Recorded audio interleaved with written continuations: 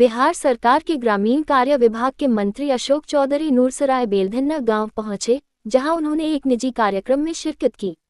इस दौरान उन्होंने नेता प्रतिपक्ष तेजस्वी यादव पर तीखा हमला बोलते हुए कहा कि लालू राबड़ी शासनकाल में नीति निर्धारण करने वाले लोग अपराधियों को खुला संरक्षण देते थे, जबकि मुख्यमंत्री नीतीश कुमार के कार्यकाल में अपराध और अपराधियों के लिए जीरो टॉलरेंस की नीति रही है। अशोक चौधरी ने स्पष्ट शब्दों में कहा कि नीतीश कुमार के साथ रहे किसी भी व्यक्ति के खिलाफ अगर अपराध में संलिप्तता सामने आई है तो मुख्यमंत्री ने कभी संरक्षण नहीं दिया।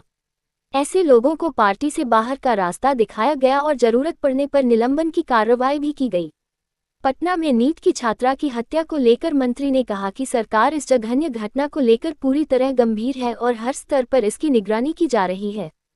कुछ मामलों में सच्चाई सामने लाने में समय लगता है, लेकिन इस मामले का भी जल्द ही पूरी तरह उद्भेदन होगा। तेजस्वी यादव पर पलटवार करते हुए अशोक चौधरी ने कहा कि वे हर छोटी बड़ी घटना के लिए मुख्यमंत्री नीतीश कुमार को जिम्मेदार ठहराते हैं, लेकिन को भूल जाते हैं। उन्होंने कहा कि उस दौर की बदहाली को बिहार की जनता आज भी नहीं भूली है। मंत्री ने दावा किया कि जनता ने तेजस्वी यादव को पहले भी सबक सिखाया था और 2025 के विधानसभा चुनाव में भी वही इतिहास दोहराया गया। उन्होंने कहा कि जनता ने साफ संदेश दे दिया है कि बिहार में तेजस्वी यादव की राजनीतिक हैसियत महज 25 सीटों तक सिमट कर रह गई है।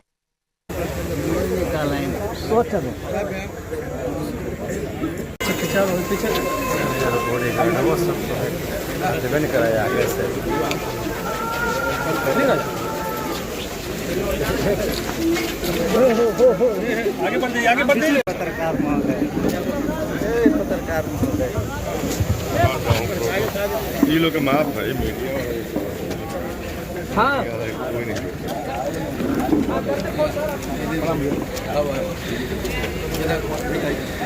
लोग अभी सुबह 10 बजे से शाम को 5 बजे तक पेट्रोल में 2 रुपया की छूट है।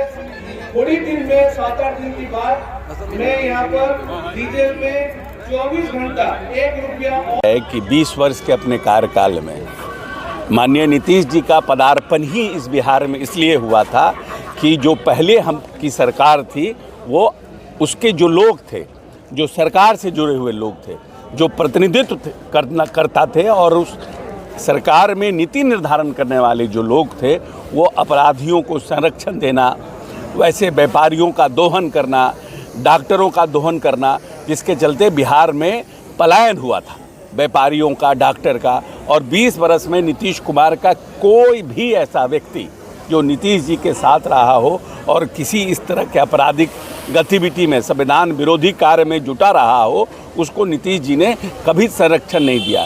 पार्टी से निकाला, निलंबित किया, हर तरह के कार्य किए। इसीलिए बिहार की जनता को इस जो घटना हुई है उसमें भी माननीय नेता क्या कहते हैं, पूरा बिहार मेरा परिवार है, मैं पूरे बिहार के लिए लड़ता हूँ।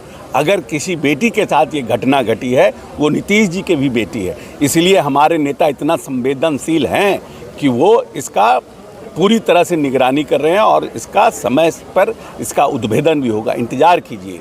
जो कुछ घटनाएं घटती है जो उलझा हुआ रहता है तो उसमें कुछ समय लगता है, लेकिन सरकार पूरी तत्परता से इसका उद्भेदन 2-4 दिन में करेगी और इसका दूध का दूध, पानी का पानी होगा। और जो लोग भी इस घटना में लापरवाही बरते हैं या जिन लोगों की तत्परता नहीं सामने आई है उन सब पर कार्रवाई भी होगी। तेजस्वी तो सीएम को ही जिम्मेदार मान रहे हैं। तेजस्वी जी हर चीज़ के लिए माननीय मुख्यमंत्री जी को ही जिम्मेदार मानते हैं, लेकिन उनके कार्यकाल में क्या हुआ, वो बिहार की क्या स्थिति थी, उस बिहार में कितना लोगों का पलायन हुआ उसकी चिंता नहीं करते हैं। कैसे पर कैपिटा इनकम बिहार का बढ़ा, कैसे बिजली पर बिहार में आई, कैसे आज का बिहार का प्रति व्यक्ति आय बढ़ा, कैसे हमारा बिहार अग्रसर हुआ, उसकी चिंता नहीं करते हैं। कोई छोटी सी चीज़ अगर घटना घटती है, कोई भी घटना बड़ी या छोटी घटती है, उस पर वो सीधे सीधे नीतीश जी को, क्योंकि इसीलिए तो जनता ने उनको सबक सिखा दिया 5 साल के लिए।